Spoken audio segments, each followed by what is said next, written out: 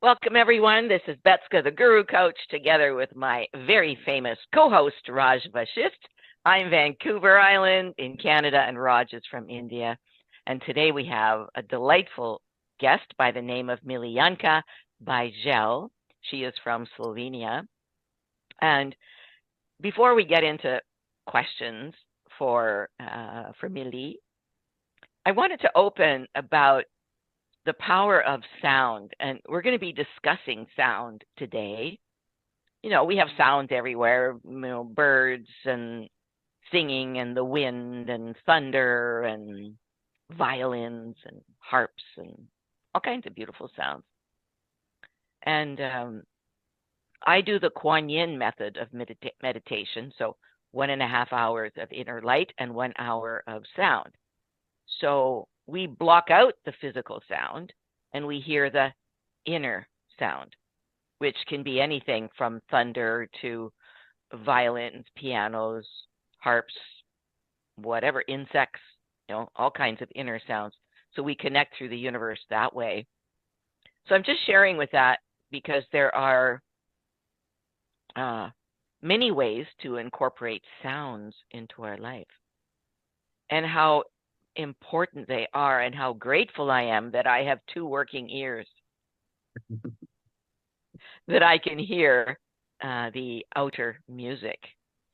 So let me introduce you to Millie. She is a wife and a mother of 2 divine girls. How old are they, Millie? One is 8 and the other one will turn 5 in 2 weeks. Oh, how delightful. That's so great. I'm a grandmother already, so I'm so excited about babies, And Millie, as a soul, is eager to help others find their inner light again through energy, a clear mindset, and a healthy body. She tells us that music has followed her since childhood. And today with it, she transmits the energy of love, helping people to feel better in the embrace of sound. And she might even sing for you if you guys behave. And aside from divine chi, sound hugs. I like that, sound hugs. She's going to give us some sound hugs today.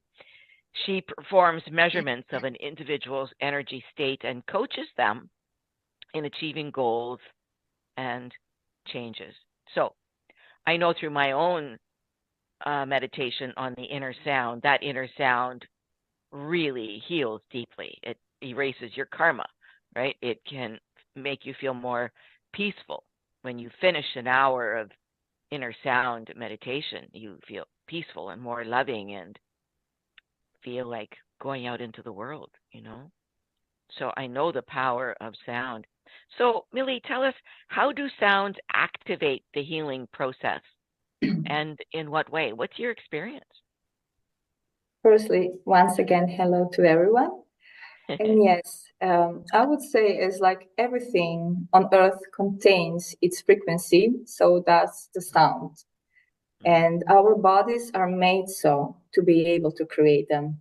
My opinion is that we have a limited belief on our voice is only meant for communication. On the contrary, I would say our souls can do without it. Like we just forgot how to. We can communicate without saying a word. It's maybe we can remember that through a situation like when you don't even say a word, but someone you're really deeply connected to knows exactly what you're thinking, responds, calls you. So, we don't need to use the words for that. And that happens quite often to me, like with my husband. It's really beautiful each time. But if I get back to the question, like I would say the sound is given to us as a tool that can support us in our healing. Because we take those sounds in, not just through our ears, but with our whole body. We feel the sound. And that's why I call my service Sound Hug, because you can feel it all over your body. Vibrations cause our cells to reset, to release that stuck energy that's holding in. And it increases the flow of our fluids in our body. You get the sensation like of a really deep rest. I know like today many people need the understanding like through their mind. And there are many studies that show how that works in more scientific sense. But for me, like science is really man-made knowledge. It's very useful. It's nothing wrong with it. But when something is not proven yet, that doesn't mean that it doesn't exist or it doesn't work. Exactly. For me, that only means that the human mind just didn't find yet the way how to prove it. And you just need to go beyond your mind.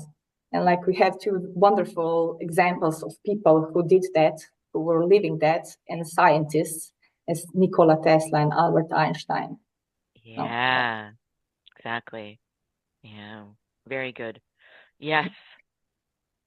I know when I'm listening to some, like a violin soloist, I mean, the music is absolutely stunning, right? And you, as you said, you feel it in every cell in your body. Yeah. Exactly. Yeah. So definitely is very healing. It's a beautiful therapy. Yeah, It's a beautiful therapy. exactly. Very beautiful therapy. So can we put you on the spot, Millie, and ask you to sing us something that is very healing for the soul? Could you do that for us? Yeah, of course. That would be very nice. I'm not sure how it's gonna transmit through the technology, but the main cause and intention will be addressed. I'll try to create something to support a bit our inner peace, maybe, and for better experience, whoever will be listening to that, I'll invite them just for that time to close their eyes and to start breathing more conscious, slowly and peacefully, deep, long breaths through the nose, because that really helps us on pausing the visual distractors and give us a better focus on breathing and recepting the sounds. So I'll just take one. So Raj and I should close our eyes then, right? Probably, if you want to get as best experience as possible. Yeah. Because okay, let's why do not? that. Okay. And the only thing you all focus on is just breathing, like really, really relaxed and slowly.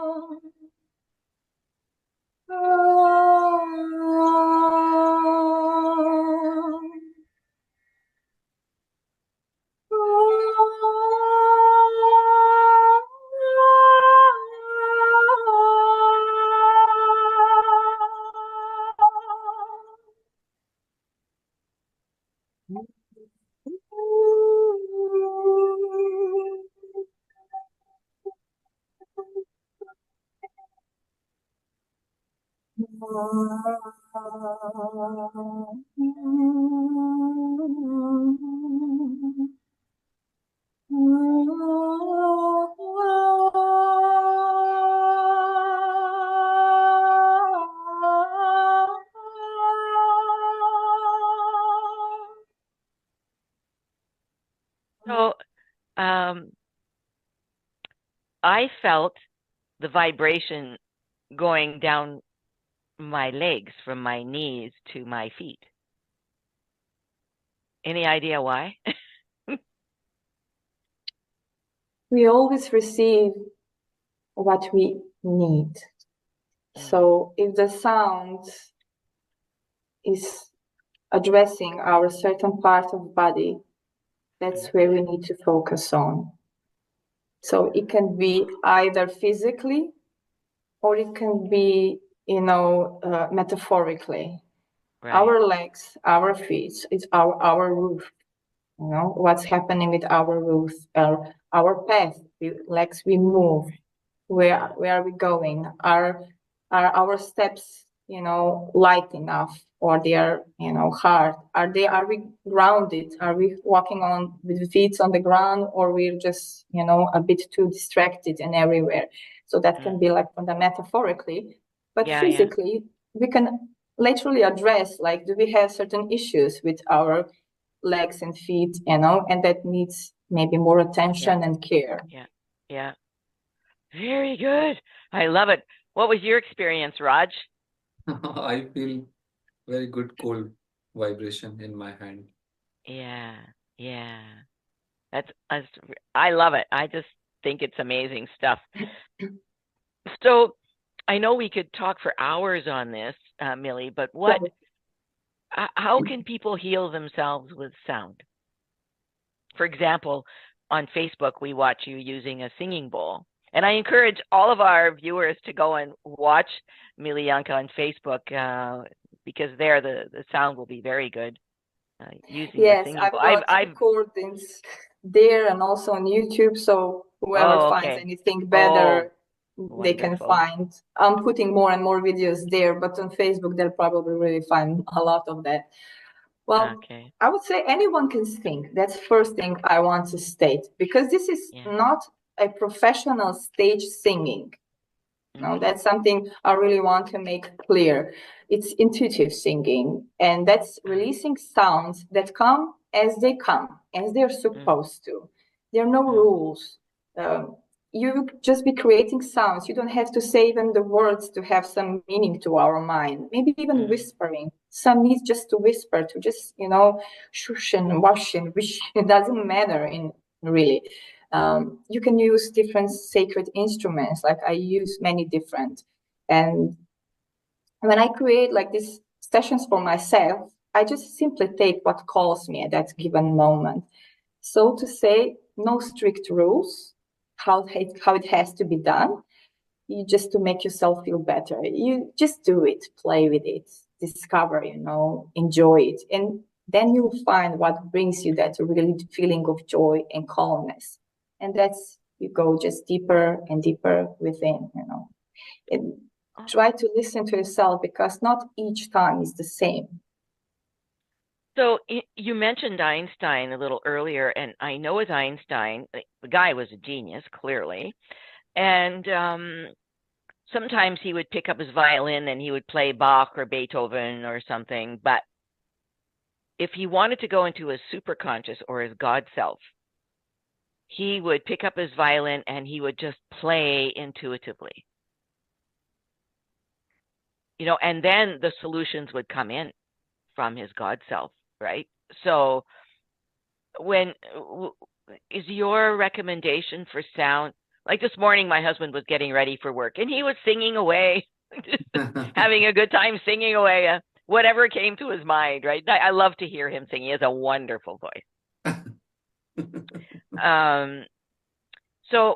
But should people use sound, their own sound, generate their own sound, sing whatever they want to sing, or listen to chimes outside, or singing bowls, or should they just put on the Beatles, old music or something?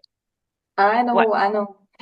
I would say for someone who's maybe like beginner or doesn't have previous experience, it's most importantly to observe how they feel while they listen to something, and then you start researching what suits you best. Even for me, even though I had like 9 years of music school, behind me and everything, but when I stepped into this sort of music, if I say so, I first started listening, to other artists. And I was trying to see what makes me feel good, which kind of music brings that out of me that I want, to feel, And that exploration, I would say. And in time, I got more and more confident with myself to do what makes me feel good. And also slowly, if somebody has, I would say, feels ashamed to sing loud or anything, well, maybe start firstly listening and find something that suits you. And then in time, you start to be, I would say more courageous, and you start opening your own voice, because your voice is your first tool you have. You don't need any other device to play and to listen. You don't need other instrument that you have to grab and take with you. You have your voice always with you. Yeah. So the best tool we can use is our own voice, singing, or maybe how about reciting poetry, or of course, anything, that right? sounds Just too. That's sounds, creating yeah. sound, because we're different, and different kind of sounds talk to us, talks to our Yeah. soul too. So Yeah. not the same thing is for everyone. So Yeah. thankfully, we have all these different kind of options, to find that what connects us with ourselves. Well, I'm very excited. Well, listen, folks, part 1 is already completed. So we're going to take a pause, and we're going to be right back for more scintillating conversation with Milijanka Bajzelj. See you soon.